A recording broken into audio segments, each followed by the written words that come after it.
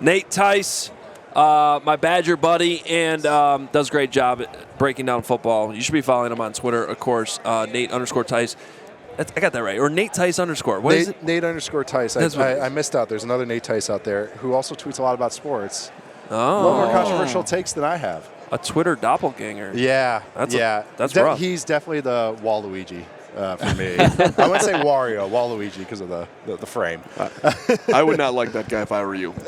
I'd have legit beef. We usually have you on Hogan John, so I'm going to introduce you to our audience. I think most probably already know it all, but of course, Nate is the son of Mike Tice, former Bears offensive coordinator, does great work breaking down football. Used to be on the Badgers when Russell Wilson was there, too. Yeah. Guy knows a lot about quarterback play, and part of the reason why we wanted to bring you in here is because you have been very, very vocal on your love of Drake Maye. And we do not talk enough about Drake Maye in Chicago. 100% we do not. He is still right up there as an incredible quarterback prospect. And for all we do, it's like Justin Fields, Caleb Williams. And there's this other guy named Drake Maye out there. So what is about him that has you right now? I don't know if it's going to change. It doesn't sound like it's going to change. You have him over Caleb Williams. Yeah, right. Pretty definitively so. Wow. But I do still think Caleb is a high prospect, of course. I'm not going like, oh, he sucks. Caleb is still one that's up there. I just think Maye is more definitively so. I think just he's the total package. I kind of compared him to Lex Luger. He's got size, first and foremost, which I think is what he has the advantage over the other two quarterbacks, Daniels and Williams. That's a natural thing for me. I have issues with quarterbacks that are sub 210. I think there's an issue with durability. There's an issue with getting pulled down for sacks.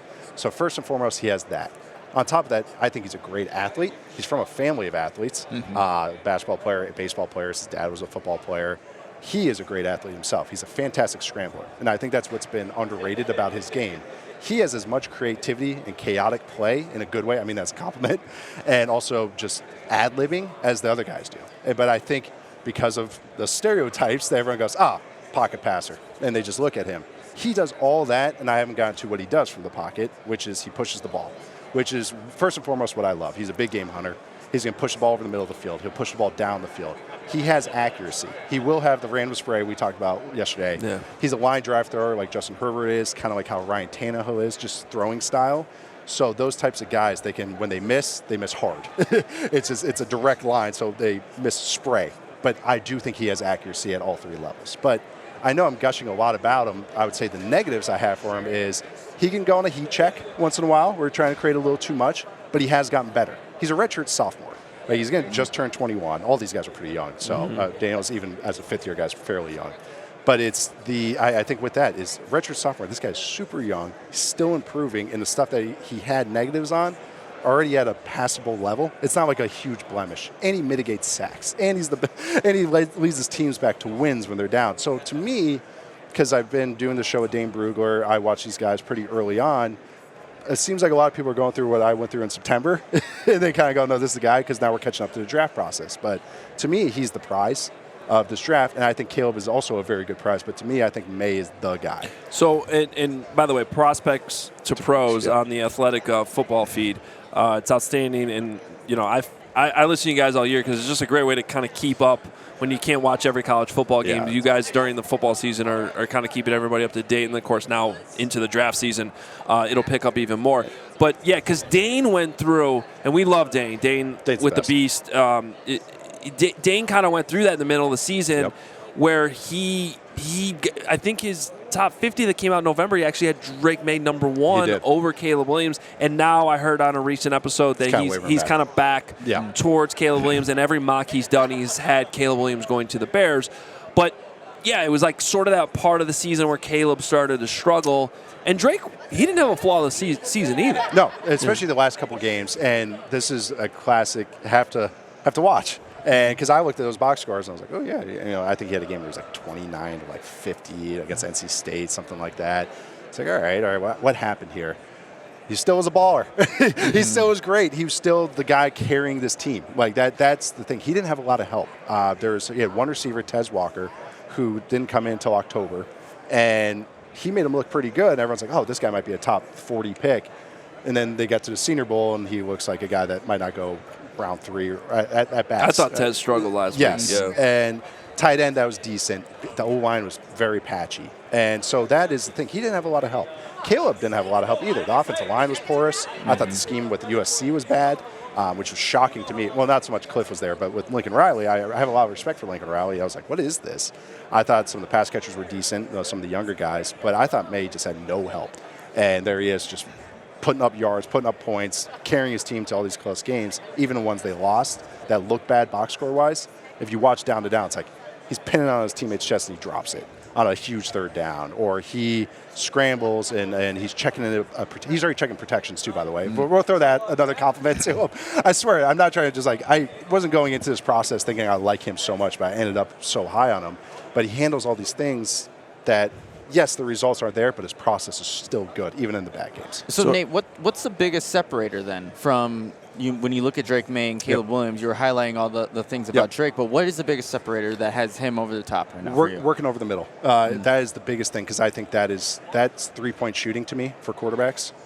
It's to create space in the offense. I think quarterbacks that we see struggle this year, a guy like Jalen Hurts, he wasn't operating at all over the middle. And that's why that matters. That's the juiciest area to attack. That's where all the yards after catch come. That's just where it's the best place to attack, and it creates space for the rest of the offense. Maye's a machine over the middle, and I think Caleb at times will pass on throws that are there. I think he's still fine, don't get me wrong. I think Maye's just exceptional, as opposed to Caleb is pretty good. And I think Daniels is okay at it, but at times he passes up throws.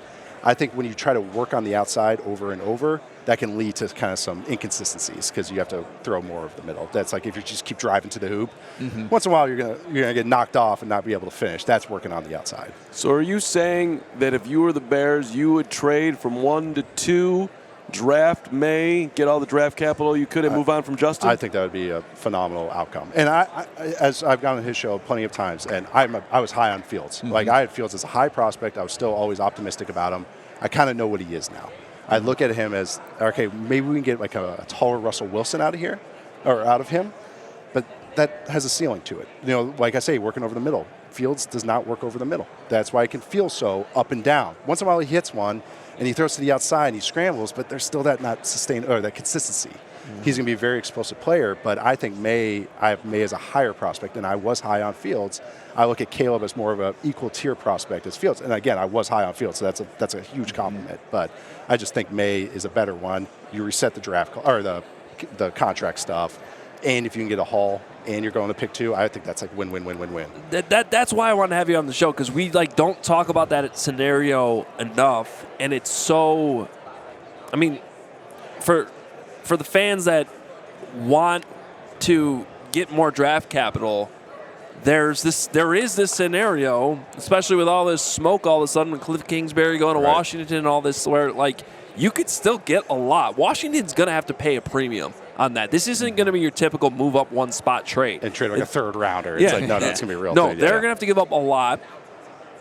You can get that and still get your quarterback. Yes. And it's just for Fields and get the stuff for Fields. And you still get the stuff for Fields too, so you end up trading both. And now you're putting Drake Maye in this situation that could be very, very good that we talk about with Caleb Williams. Now, I'm not saying I'm there, but I do think it's a scenario that needs to be discussed a little bit more, and you're certainly selling it pretty well. I know, pretty hard. I know. Even when I wrote about him a few weeks ago, everyone's like, yeah, I had a couple Bears fans go like, I'm convinced.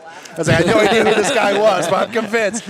No, I swear, it's like I knew nothing about the guy until I started watching him last May. And I just as I'm watching him, I'm like, all right, I know guys are high on him, but it's like, I think we're missing on who the actual one guy is. And I thought this season, even games that he would have a turnover, people, I know no one can pay attention to all the FBS games. It's impossible. He'll play a game.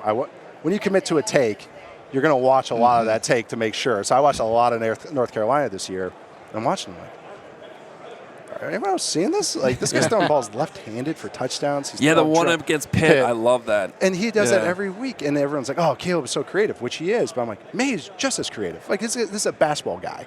Like, throwing left hand, like throwing dink throws, like just touch. But then on top of it, launching it 50 yards on a javelin. Like, just peppering over the middle. So I think that's why I was just like, yeah. And to me, size is always the big thing, too. And that's also a differentiator in athleticism. So it's like, even if you have – sorry, I keep going on this. Even if you have Caleb and Maye same tier, wouldn't the process be hey, let's just get more draft capital. If we look at them as in the same tier, I just think that's good process as well. If Bears fans right now are freaking out saying, I don't want Mitch Trubisky too. Yes. So, which is a ridiculous comment because just because he played in North Carolina doesn't mean he's Mitch Trubisky. But he has played less than Caleb has. So that's one concern that I would have. Like, and you're talking about his youth, but you're telling Bears fans that this guy is way more closer to who than, say, Mitch, if you were going to comp him. Justin Herbert's the classic comp. I've seen Herbert out there, but he has more chaos to him, and I think it's Justin Herbert if you got a lobotomy. Like or if or Justin Herbert with a golden retriever brain, kind of a little bit. But I don't want to call him like a dummy or anything like that, because I do think he's very good with the processing stuff. But he has that. All right, I'm taking over now. He puts on the cape, and that's why it's like Herbert this year actually did it more than he ever has. But that was one of the big blemishes with Herbert. It was like, go create a little bit, like go do something, and then I think Maye's already there. It's more just like honing it in, like more we're going like, okay, bring that back in. Okay, here we go. Just check it down. We're good. But then he does do that. So Herbert with a little bit of looseness to him. I think it's also important to point out that the Maye family, like this is a very athletic family. Yeah. I think there's little brother syndrome in here as well. Yes, like, remember, that was Dane's theory. Yes. For those that don't know, like Luke Maye, if you're watching North Carolina basketball, this is his little brother. Yep. And so his dad was a quarterback, I think, at North Carolina. His brother played on a national championship baseball team at University of Florida. Like and they're all freak athletes. So it's Just like my family. aren't there some sisters in there too? There or might be something like yeah, where they're or his mom is something too, or something. There's his something aunt. like that. Yeah, and that athleticism shows. Like I'm saying, eye test because I think he's a great, like not even just great, like an exceptional runner, like an actually really good. He'll run over guys. He will run. That's where the Josh Allen comparisons come in. He can run past guys. He'll stiff arm dudes. So, and you see that aggressiveness and that competitiveness coming out when he runs, because the NC State game's a great example. The game's fallen away. Their defense couldn't stop them. I think they're down like 24-0 after like first quarter. He's running. They just got a penalty in the red zone. So he runs on the next one. He keeps it. He just trucks two guys, scores, and they call another flag, and you see him just flip the ball down. I was like, oh, all right, we got a little anger with you, too. But just even stats, too, he was the second most efficient scrambler in FBS. He scrambled over 60 times, I believe, but he had the second first downs per scramble rate in the entire FBS. So he's just like, I don't know. It's like I went back and watched a couple more games recently because I was like, all right, now I took a deep breath. All right, let's get back into it. I'm like, yeah, I'm still here. I'm still here, so that's why I'm ready to talk about him like this. Good. Nate, regardless of who's actually playing quarterback in 2024 for the Bears, what do you like about what Shane Waldron and that offense can do to complement whoever it is under center? Yeah, well, no matter who it is under center, what I like about Waldron is he runs everything, so he's going to be able to adapt a little bit to his personnel. I thought last year the issues weren't really him. The offensive line had a lot of injuries in Seattle. The running backs, Kenneth Walker is very boom busty, so they would be blocked well. So the run game was very like this. So it was very highs and lows with that offense, but it's very aggressive. He loves pushing the ball with Geno. That's also if they do go with Maye, even Caleb will push it. Even Daniels will push it. Any of those guys that matches too. He likes to push the ball, play action, and drop back stuff. There's creativity too. I do think they'll run some funky formation stuff. So he does try to throw some new elements in there. I think Seahawks fans would say third downs and red zones were a big issue. And I would say the red zones, again, was offensive line. And I would also say the third down stuff was the receivers were really wonky.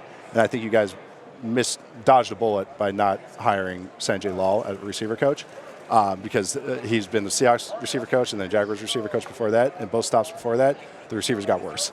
So I do think that was some of that going on. And so I want to see more details from the receiver stuff. But again, I don't think that was him because I like the play call.